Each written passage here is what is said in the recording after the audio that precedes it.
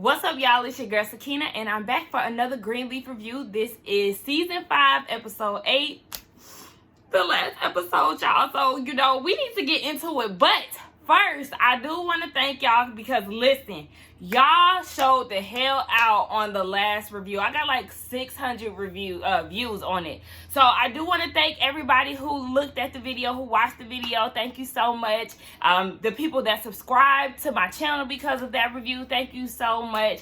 Y'all showed out, okay? Yes, this episode was a lot. It took me there. We do need to go ahead and jump right into it. So let's do it. Oh, but first, hold on, y'all. Look at the braid out. Y'all, listen. Y'all see that? The details, the deets. Okay, shine. Looks great. Oh, yeah. We got one hand free. We still got, one more to go. I'm going to really try to soak this one off for real.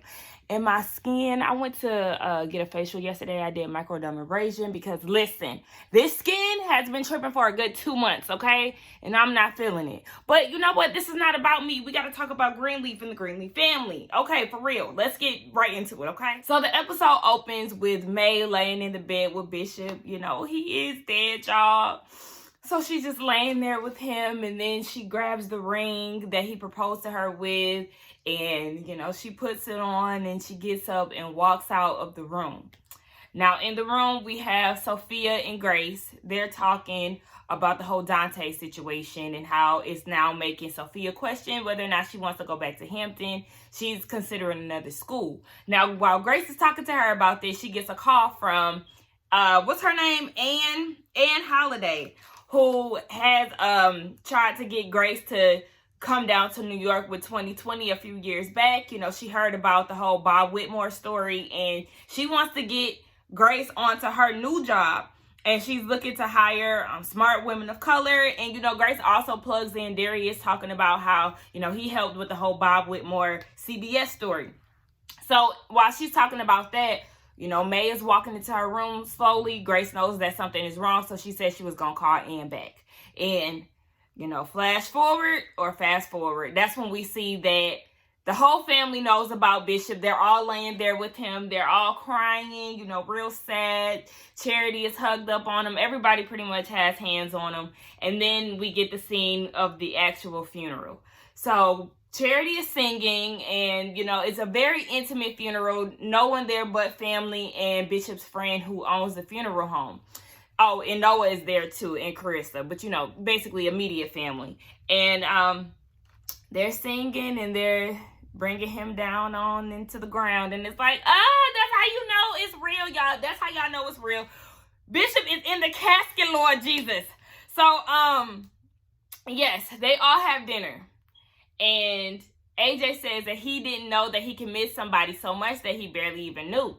He said that he liked the way that the Bishop talked to him. And then he said that he's going to build that car, whether it takes him a year, 10 years, 100 years. He's going to get it done. And, he's brightened up. You can really see that AJ is in a different headspace than where he was in the beginning or when we were initially introduced to him. Grace shares a memory of Bishop when her and Sophia initially got back to Memphis, and he was like, before you do anything, check your heart. Make sure that you're acting from love, and they was just like, we are his beloved. And in the midst of this, Lady May gets or their maid, I forgot her name. She lets Lady May know that she has a call. So when she walks away, everybody at the table raises their glasses and makes a toast to the Bishop, who has the empty head of the table seat. Oh my gosh, y'all. It really baby, you would have thought I had done lost a family member. It was a lot for me, okay?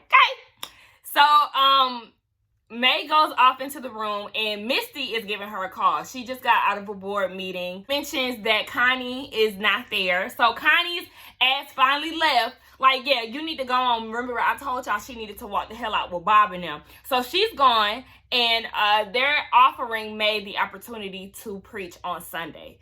Basically, the church is in shambles. They have cut ties with H&H. So they do need somebody to speak, and they feel like that would be a great way to honor Bishop is to allow May to give a sermon. So, she's on board. She was thinking about it, but, she agrees to do it. So we get a scene with Noah and Grace. Well, Noah, Grace, and AJ. They're down at a house because Noah has purchased a new house for him and AJ. He has a new job. He's security at a college. So he wants to buy this house because his divorce is, real clean. Isabel doesn't want anything from him, and he wants AJ to have a nice place. So Grace asks, is there anything that she can do, or she wants to help because, she's his mom. But AJ breaks up their conversation. He was on the phone with the doctor, and they were giving him good news saying that his CB4 count is low or high. Is it low? Hold on. I don't want to speak out of turn. Oh, his count is improving. So, Grace wants to give him a hug, and he was like, can I give you a hug? You're the one that got me introduced to this fancy doctor. Who is this person we're seeing? AJ, excuse me? We need to be reintroduced because I don't know this man. Like, who is he?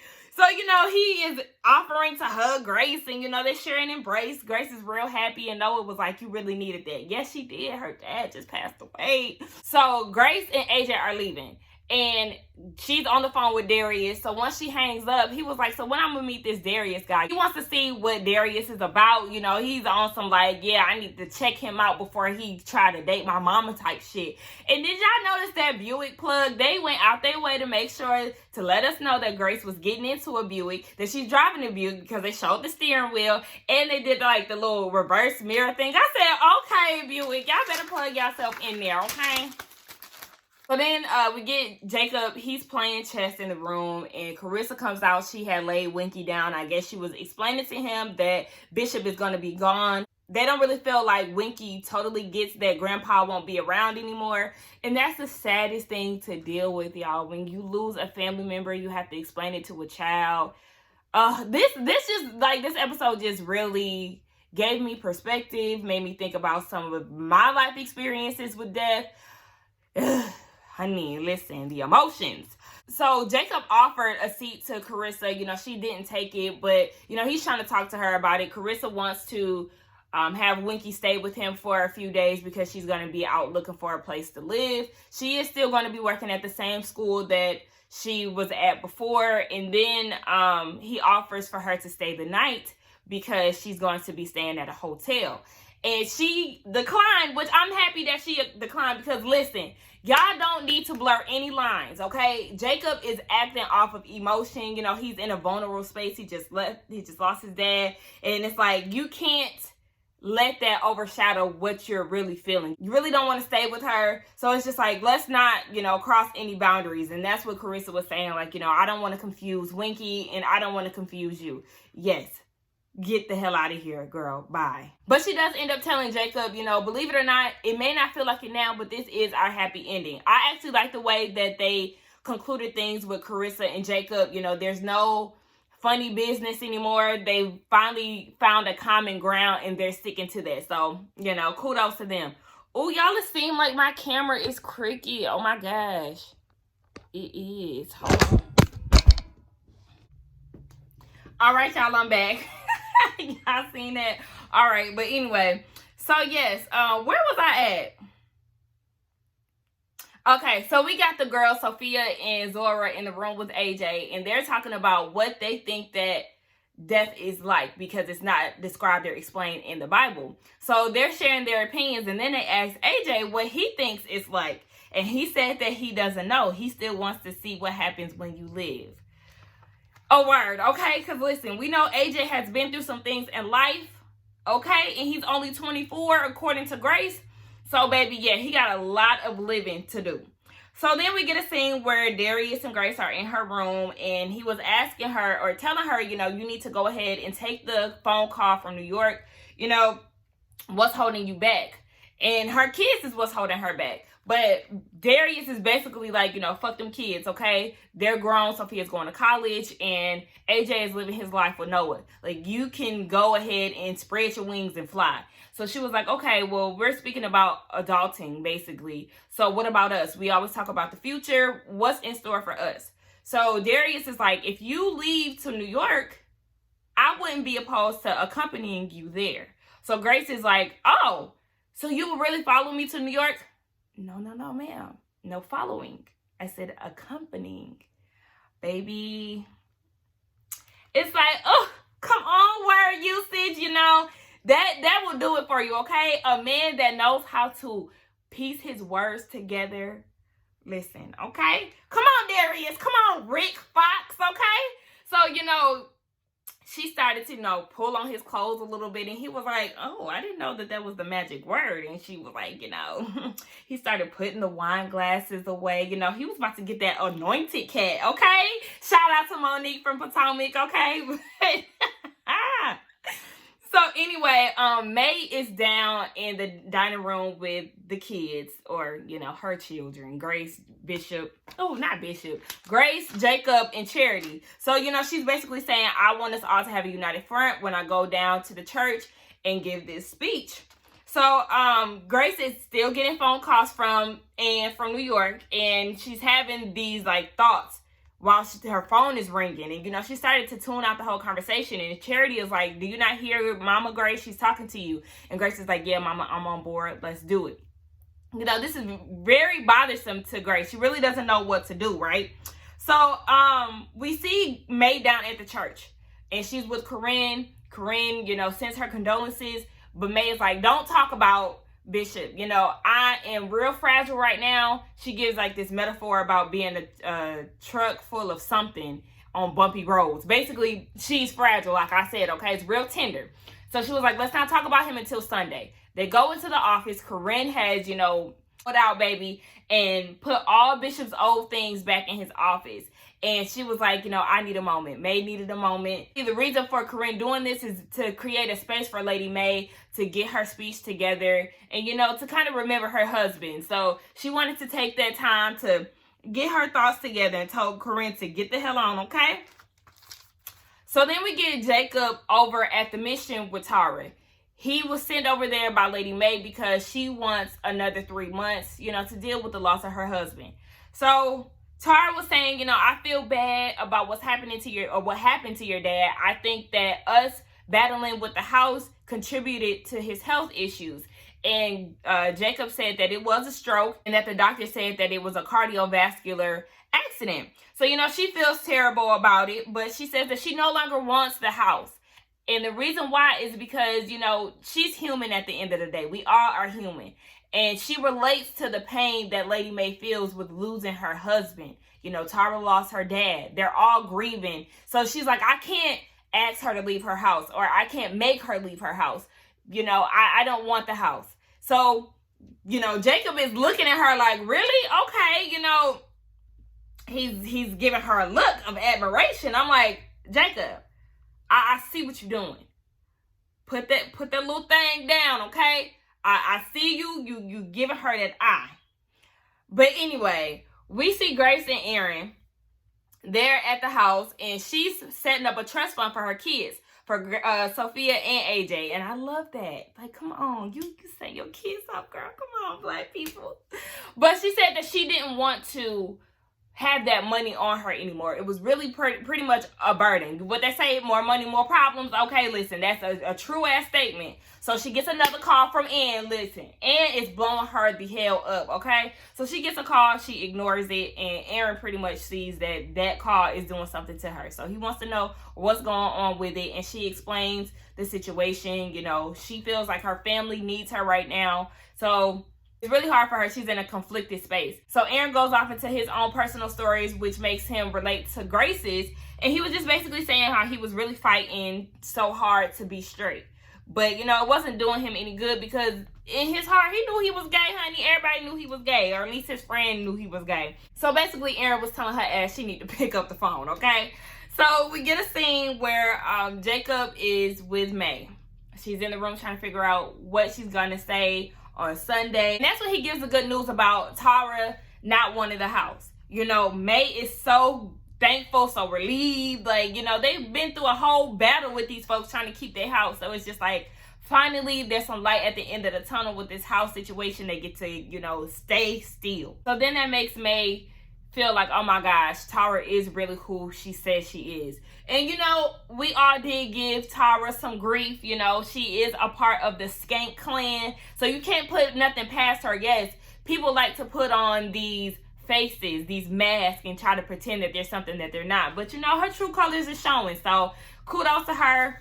we gonna clap it up for Miss Tara. It's the day of the celebration, and Jacob is in the hallway, if you will. I can't think of the proper word right now, with Winky. You know, everybody is gathering. The church hasn't opened as of yet, and he spots Tara. So he stops her like, what are you doing here? Child, she here because every radio station, or her favorite radio station, keeps talking about how everybody needs to come down to Calvary. She brought her congregation and all. So Jacob is like, oh, okay, you know, that's what's up.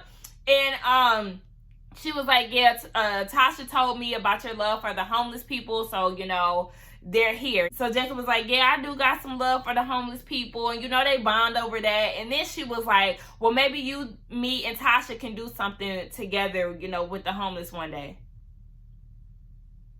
Girl, you pushing all up on Tasha, man, okay? She got dibs on him first. She is literally waiting next in line. He set this whole thing up, sis.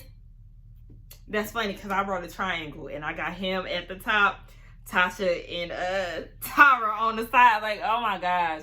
This is going to be a whole ass mess. Baby, we can see it. I seen it when he gave her that look down at the mission. Like, So then she tries to walk away, right? And then he was like, Tara, I want to thank you, you know, for allowing me and my family to stay in the house. You know, it means so much to me. You don't know. And she was just like, you know what? It's good. You know, I could basically say that I gave up a mansion when I get to heaven. And she said, you know, she's rich in blessings. So, you know, she walks away. And then, you know, it's always something. You know, it's always something between a person when they walk away and then they turn around and look again. Girl, listen, this is going to be a mess. This is going to be a mess, okay? But anyway, we get down to the service. And Charity is singing. Now, one thing I'm going to say about Charity, you know, she got a nice voice, but it always sounds like it was pre-recorded. Now, you know, I'm sure it is pre-recorded, but, you know, we love a good choir, a good song, but it just always seemed like, yeah, we playing the track and do your best lip sync. I don't know. It doesn't give me a live. I want to feel like it's live. That's basically what I'm saying. And it never feels like it's live. I feel like I can hear her in the damn studio booth when she sings. But nonetheless, the service has started. So May is in my favorite color, purple. You know, she looks great.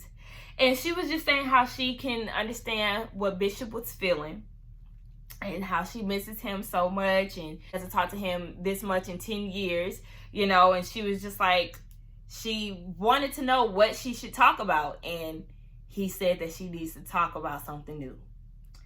Baby, when I tell y'all, May went off, let God, okay?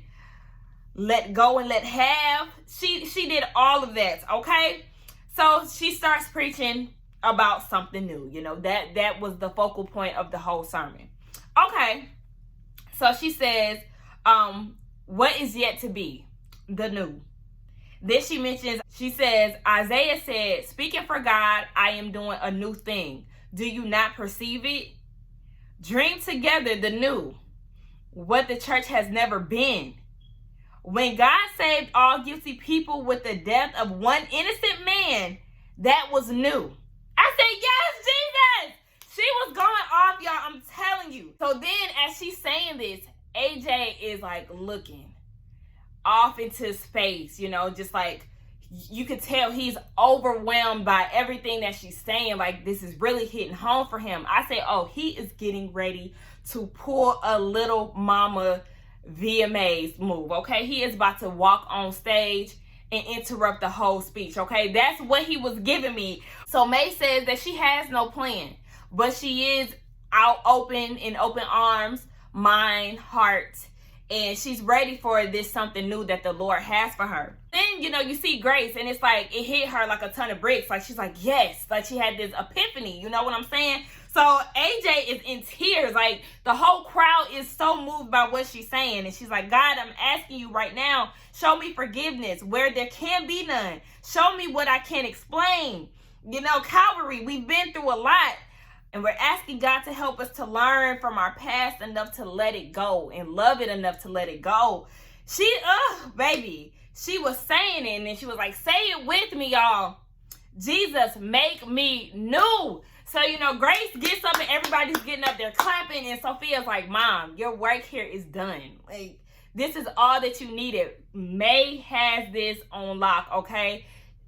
Ugh. Y'all, I couldn't even explain. It was a lot, y'all. So then, she starts calling people down to the altar.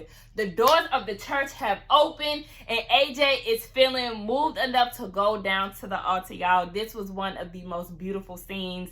I was like, I'm so surprised I did not drop a tear, y'all. Like, I almost did. But, the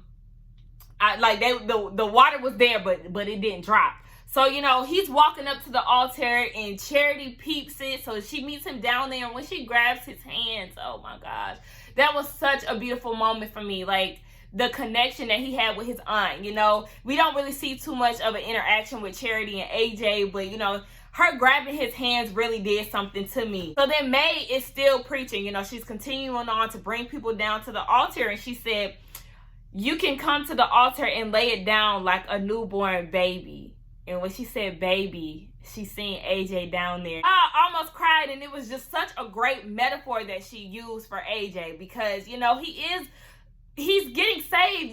He's like a newborn baby. He's trying to, have this newfound life with this new family and this, this new lifestyle of his, with being HIV positive. Like, that metaphor was just so great, and I just love to see it. It was so tear-jerking. So, she was just like, thank you, Jesus. And the whole family, Charity, Jacob, Grace, Lady May, they all gathered around AJ while he was down there on his knees. And it was just so beautiful. Oh, my gosh. Anyway, so the service is over. And May is in the office, and she's, looking out into the window or whatever. And Grace comes in, and she was talking about how you got the church. Misty is out there telling people that you're going to be here every Sunday. It's like, oh, okay, without her consent, but okay. Listen, I guess she knew that May was not going to turn that down. So, they talk about how AJ got saved. And, May says that he needed that peace. And Grace was like, we all do. So May, picked up on Grace needing to tell her something. So she was like, is there something you need to tell me? Yes. It's time for her to go. And May is just like, no, Grace, not right now. I need you. Like, you can't leave me. Your dad just passed. I need you. But Grace is like, you got this. Let's trust God, okay? Let's really just, you have this. You don't need me anymore. And she said, it's your time. It's my time. Let us trust him. So then that's when we get the ending scene. And all the family, all the remaining family without Bishop, they're outside saying bye to Grace. Grace had this cute outfit on with these thigh-high boots. I said, Grace! Grace be having her moments where she be real cute. But nonetheless, they're all outside with Grace, and they're saying bye, and Jacob is like, you're going to get this job, because Grace keeps saying, I'll be back in 3 days, but he's like, you're going to get the job. I already know it. What I need you to do is to watch Zora while she's out in New York. So Zora finally has somebody that she's going to go to New York with. And then she looks at Charity, tells Charity to watch out for Sophia because she's wilder than she looks. Okay, she out here sending tit pics. And she was like, Charity said that God is going to do something great for Gigi, something new. She can feel it. And then she says that she's, the best sister ever. Then Grace goes to Lady May, and Lady May thanks her, and Grace is like, for what? So she says, for sowing discord in the field of my peace. They needed it. Grace did come home and shake the room, honey. How about I shake the room? Let me stop. This is about Jesus. So, yes. So she was like, she needed it, and this made Grace want to stay, and May was like, no, this is where you really need to go now. So she gets in the car and she says bye to everybody. And when she drives off, the gates close, and it's just like the start of a new chapter. Like, don't look back, look forward. And the driver was like, you're Pastor Greenleaf, right? And she was like, no, I'm just Grace Greenleaf now. Drop that pastor, baby. I'm on to a new journey. So that's where the episode ended. Y'all, I'm really going to miss Greenleaf. And I just love the way that it ended, honestly. I hate that it ended, but at the same time, the development of the characters really did it for me. I love the fact that at the end of the series, Charity finally got her act together. You know, she's putting herself first. She's not chasing the man. Jacob is finally, you know, being a man and not really being up under, you know, someone that no longer serves him. You know, him and Carissa, we've been seeing them ending in divorce since the beginning of the series. So, you know, he's just finding his way and, you know, being the man that he needs to be. May is finally living in her truth, you know, have all her skeletons out in the open. And it's just like that. It's great to see. Bishop did the same thing last episode, and you know he passed away sadly. But everybody has developed very well over these 5 years, and I'm telling you, I always encourage people who don't watch Greenleaf to watch it because it's such an amazing show. Like I can hardly remember a show so good. I really can't think of one right now. I'm bad when I'm on the spot. But, you know, it's just such a great show, very relatable. The writing is excellent, everything. Like, shout out to the creators, the makers, and everybody behind the scenes when it comes down to Greenleaf, because I need this show to get an award. The actors, the actresses, everybody has done such an amazing job, and I tweeted that last night. Like, where are the awards for this show? It's crazy. Like, between Queen Sugar and Greenleaf, I need those actors and actresses to be awarded. I need them to be recognized for their great work outside of, you know, just the viewers giving them their flowers. They need that. But yes, y'all, I'm so excited for this spinoff. I do feel like it is going to be based, or actually I know that it's going to be based around everybody. The creator of the show, or the writer of the show, he did do an interview that I seen on Twitter yesterday. It was very telling about what's to come when it comes down to this spinoff. So I'd suggest that y'all Google that and check that out. But yes, y'all, that was my views or my thoughts on the episode. Please like, comment, and subscribe to the channel. Wait, it's over. I was gonna say I will see you in the next one, but it's over. Okay, y'all, I will see y'all in the next review. Okay, y'all let me know y'all thoughts. Thank you so much again for showing out in the last episode's review and just watching my reviews, period. Okay, I'm rambling. Thank you. Love y'all. Bye.